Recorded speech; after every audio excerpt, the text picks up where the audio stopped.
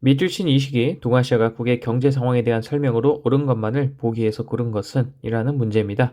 같이 자료를 보도록 할게요. 이것은 외관도의 일부입니다. 자, 외관이라는 단어가 나오죠.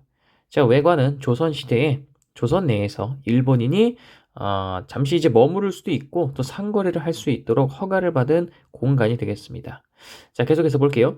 그림에는 기후약조가 체결된 지 약 70년 후에 설치된 초량외관에서 라는 문장이 나오죠. 자, 기후약조가 체결된 지 약 70년 후에 설치된 초량외관. 자, 초량외관이 굉장히 중요한 포인트인데요. 이 초량외관이 언제 설치가 되었는지에 대한 힌트가 언급이 되어 있습니다. 자, 기후약조. 기후약조는 임진왜란 이후에 조선과 일본이 다시 교역을 본격화하기 위해서 체결한 조약이죠.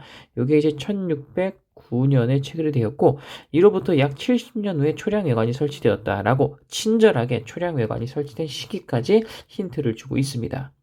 자, 초량외관이 설치된 정확한 연도는요, 1678년이에요. 1678 이렇게 알아두시면 좀 쉬울 것 같습니다. 그렇죠? 678. 어쨌든 초량외관은 17세기에 설치가 됐단 말이죠. 자, 17세기에서 초량외관이 언제까지 여기서 교육이 이루어졌냐면 19세기 강화도 조약이 체결되는 19세기 중후반 무렵까지 이 초량외관에서 교육이 이루어졌습니다. 그러니까 이 밑줄 친 이 시기는 바로 요때가 되겠다. 이렇게 보시면 되겠죠.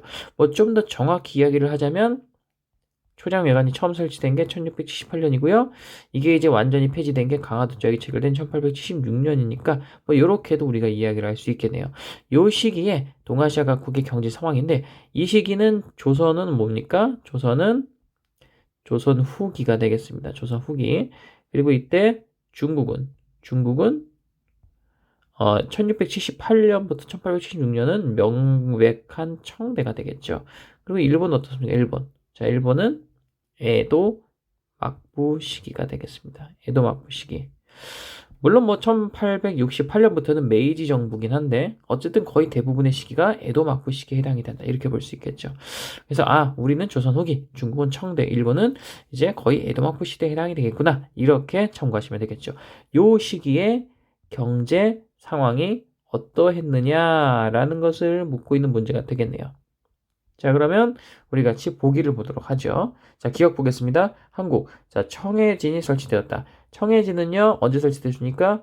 9세기입니다. 9세기. 이게 언제죠? 신라시대. 그 중에서도 이제 통일신라가 되겠죠. 청해진은 누구에 의해서 설치가 되었습니까? 바로 신라의 장보고에 의해서 설치가 되었죠. 이건 아마 많은 친구들이 알고 있을 겁니다. 시기가 9세기라는 것도 알아두시기 바랍니다. 따라서 뭐, 기억은 답이 아니고요. 자, 니은 중국에서 균전제. 자, 균전제가 처음 실시된 게 바로 언제입니까? 중국의 북위, 즉 남북조 시대입니다. 5세기 효문제가 이제 균전제를 본격적으로 시행을 했죠. 토지를 국가가 균등하게 이제 분배하는 제도다. 뭐 이 정도로 파악을 하시면 되겠습니다. 이 균전제가 이제 언제까지 실시가 되냐면 당대까지 시행이 됩니다. 당나라 때 이제 균전제가 이제 당나라가 이제 서서히 몰락하는 과정에서 이제 붕괴가 되죠. 어쨌든 시기적으로는 우리가 파악해야 되는 시기와는 거리가 좀 있죠. 따라서 맞지 않습니다. 자, 중국의 산시상인과 휘조상인, 이 산시상인과 휘조상인은 명청대에 걸쳐서 활약을 했고요. 청대와 겹치죠. 따라서 디귿은 맞습니다. 자, 그리고 일본에서 조카마치가 발달했다. 이 조카마치가 특히 발달한 것은 바로 언제입니까? 역시 언제요? 에도 막부 시대에 따라서 맞죠. 이 조카마치는 병농 분리 정책의 영향으로 특히 발전한 에도 막부 시기의 도시라고 보시면 됩니다.